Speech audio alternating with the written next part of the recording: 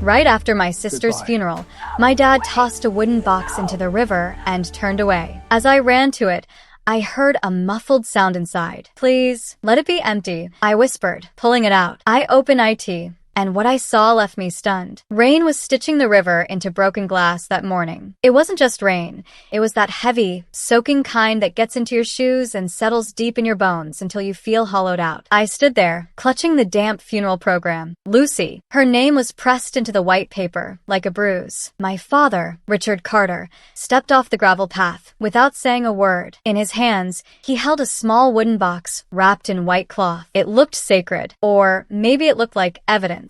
My mother, Diane, stayed back. Her eyes were blank, her lips pressed into that tight, thin line she'd perfected over 30 years of pretending everything was fine. Dad didn't look at me. He didn't look at Mom. He just crouched near the muddy edge, set the box into the water, and shoved it out. It floated once. Twice. And then it began to sink. That's when I heard it. A thin, impossible sound cutting through the noise of the rain. A whimper. My body moved before my brain could even process what was happening. I slipped, fell to my knees in the freezing mud, and scrambled into the water, dragging the box back toward the shore. My hands were shaking so violently I could barely get my fingernails under the lid. The nails resisted, like the world wasn't ready for what was inside. But then it cracked open, and everything I knew about my family shattered. Inside was a newborn, wrapped in white cotton. Tiny blue eyes squeezed shut. A hospital bracelet circled his ankle. Baby boy Miller. My heart stuttered in my chest. Lucy. He's alive. My voice broke, cracking into the rain. I stripped off my scarf, wrapped it around the shivering baby, and pressed him against my chest. His breath fluttered against me, like a tiny bird deciding whether to stay or go. Then I heard Dad's voice. Low. Rusted. "Give him to me, Emily." I turned slowly. "You threw him in the river." His face was pale, but his eyes were steady. Cold. "You don't understand. Try me," I snarled. From behind him, Mom whispered, "Richard, please." He took a step forward, his expensive shoes sinking into the muck. "The papers are complicated. The timing, your sister's choices created a problem. A complication. A human," I snapped. He exhaled. A cloud of calm, cold breath. "We can fix this. We can make it go away. He is not a stain," I shouted, tightening my grip on the baby. He didn't blink. "Emily, you will regret this rebellion." "I already regret every time I didn't stop you sooner." I ran. The sound of my boots slapping through the mud was louder than the storm. Mom didn't try to stop me. Dad didn't chase me. By the time I reached my car, the baby's whimper had turned into a shallow, desperate cry, like he had suddenly remembered he was alive. I drove like a maniac toward St. Augustine's, the only ER in town that didn't ask for insurance before they offered mercy. The triage nurse took one look at me, mud-covered, wild-eyed, and shouted, "Is it now?" I just nodded. "Found him near the river," I gasped. She didn't ask for details. She moved like a storm of confidence. When she finally came back out, she said, "Early distress, mild hypothermia, but he's responsive. You saved him," I whispered. "Honey," she looked at my trembling hands. "I think he saved you." I named him Lucas, not Luke. Lucas, because it sounded like a bridge between Lucy and us. I signed the foster papers with a hand that had never trembled during a $1 million board presentation, but couldn't stop shaking now. That night, I learned the choreography of bottles, of tiny breaths, of silence breaking into cries. I fell asleep beside his bassinet, my hand inside the bars, so he could curl his fingers around mine. When he did, something inside me rewired completely. Subscribe insert. By the way, if you're barely breathing right now, make sure to hit that subscribe button. I have more unbelievable stories coming, and you won't want to miss them. Main story continued. On the third day, Dad's black sedan pulled up outside my apartment. He didn't buzz. Men like Richard Carter don't ask for doors to be opened. I met him in the hallway, Lucas sleeping against my chest in a carrier. "Enough," he said softly, the kind of soft that hides a knife. "You've had your moment. Give me the child, and I'll handle the arrangements." "Arrangements like drowning?" I asked. His jaw tightened. "Like discretion. Like not turning your sister's mistake into a headline." I felt the heat rise in my chest, hotter than fire. Lucy wasn't a mistake. He stared at Lucas, and I saw something flicker in his eyes. Fear? Regret? "You can't keep him. Watch me." He exhaled through his nose. "You'll need money, lawyers, protection." "I have friends," I lied, "and a spine." He studied me for a long moment, then whispered, whispered. You are making yourself an enemy of this family. I looked at him. The man who had built an empire and mistaken silence for strength. No, I said. I'm making us into one. I closed the door in his face. I pressed my back against the wood and finally cried, quietly, so I wouldn't wake the baby. You can love your family and still defend yourself from them. That was the first rule I rewrote. I called Ethan that afternoon, Lucy's boyfriend. The phone rang so long I nearly hung up. When he finally answered, his voice was hollow. Ethan, you need to sit down, I said. He didn't. I heard a chair scrape. A breath held too long. I told him everything. The funeral, the river, the box, the baby. Silence stretched until I thought the line was dead. Then a whisper, broken. They killed my son. No, I said fast, the words tumbling out. No, Ethan. He's alive. He's safe. I have him. What came next wasn't a sob. It was the sound of a man swallowing a scream. Where, 38 minutes later, he was there, breathless, eyes raw. When he saw Lucas through the isolation glass, he just stopped. His knees bent, and he pressed his hand flat against the plastic. Hey, little man, he whispered, voice shaking. He looked at me like I had dragged a star out of the river. Why? He asked. Because Lucy would never forgive me if I didn't. And because I couldn't let the world teach him that he was a mistake. From that moment, we were in motion, filing petitions, documenting everything. Ethan's handwriting scrawled across every form next to mine.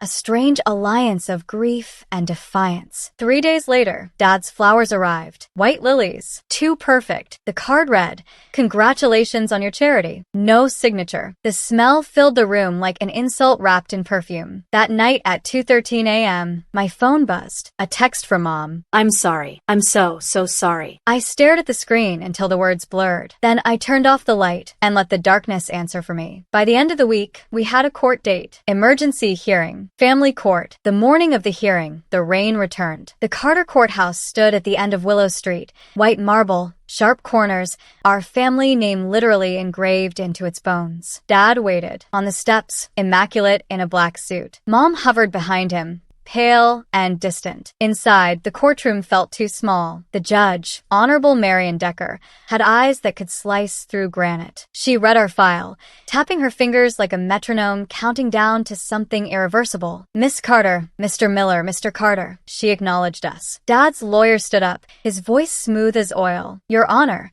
the Carters stand ready to assume full responsibility. My client's daughter's death created confusion. Distraught individuals made mistaken decisions. Mistaken, the judge repeated. Heat of grief, the lawyer sighed, as if rehearsed. My client deeply regrets. Show me the regret, Judge Decker interrupted, not the performance. The room fell dead silent. She turned to me. Miss Carter, do you have evidence of the child's endangerment? I swallowed hard. My statement. And a video. Dad's head snapped toward me. Dashcam, I said. My car was parked facing the path. It recorded my parents walking toward the river carrying a box. It didn't capture the water, but it captured them returning empty-handed. Dad laughed once, sharp and harsh. A box could contain anything. Then why? I said, my voice trembling but clear.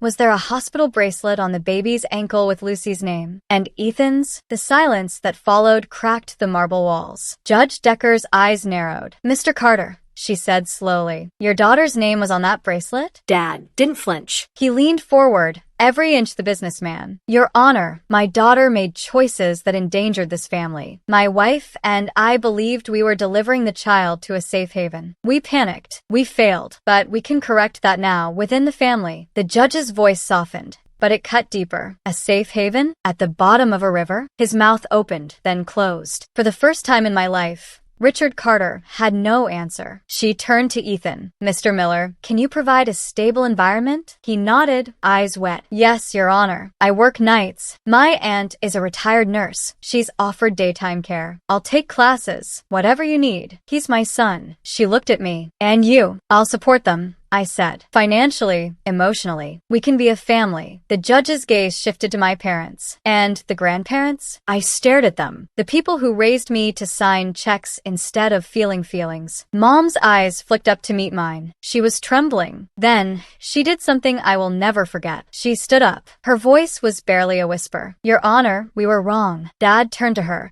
shock cracking through his composure. Diane, we were so afraid of losing face that we lost our daughter, she said.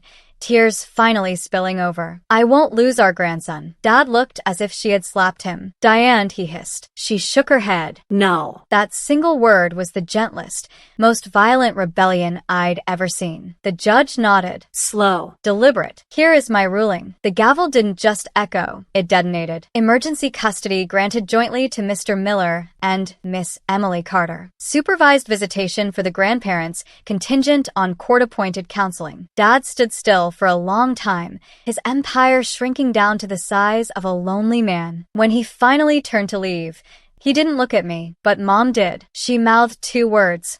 "Thank you." 3 nights later, I went back to the river alone. I wasn't surprised to find Dad standing by the reeds. He didn't turn when I approached. "You were always the troublesome one," he said finally. "Not cruel, just tired." "It had to be someone," I said. He breathed out. "You think I don't wake up hearing her voice? That I don't see that box every time I close my eyes?" "Then why, Dad?" "Because power is a corridor with doors that lock behind you," he said. "You keep moving forward because turning back feels like death. And one day, you're standing by a river holding a box, wondering when you stopped being human." I stared at him. "You can still step back. You can always step back." He looked at me, his eyes hollow but alive. "Can I? When your whole life taught you that stepping back means losing everything. Sometimes," I said, "losing everything is the only way to start over." He smiled then, a small, broken thing. "You won, Emily." "No," I said softly. "Lucas did." It didn't happen overnight, but life came back in pieces. Ethan was a natural father. Mom started coming over on Thursdays, bringing groceries and color back into her cheeks. She held Lucas like he was spun glass. And Dad, he started showing up on Sundays, always standing a little apart, hands in his pockets, watching Ethan and Lucas like he was trying to memorize a world he didn't control. One clear spring day, we went back to the river. All of us. Ethan, Mom, Dad, me, and Lucas bundled in blue. We stood by the edge. I placed white flowers on the water and watched them drift. "Hi, Luce," I whispered. Dad looked at the current. His voice was soft enough that the wind almost stole it. "I'm sorry, Lucy," he said. Then he looked at Lucas. "I will spend the rest of my life deserving the chance to know you." Lucas stirred, reaching his tiny hand toward the sunlight. Families aren't marble statues. They're soft tissue. They tear, they scar, they knit back together, sometimes crooked, but always stronger. I looked at the river and remembered the box. Then I looked at my nephew, and I saw a boy who would never be put in one. This story taught me that blood makes you related, but loyalty makes you family. I want to know what you think. If you were in that courtroom, could you have forgiven my father? Let me know in the comments below.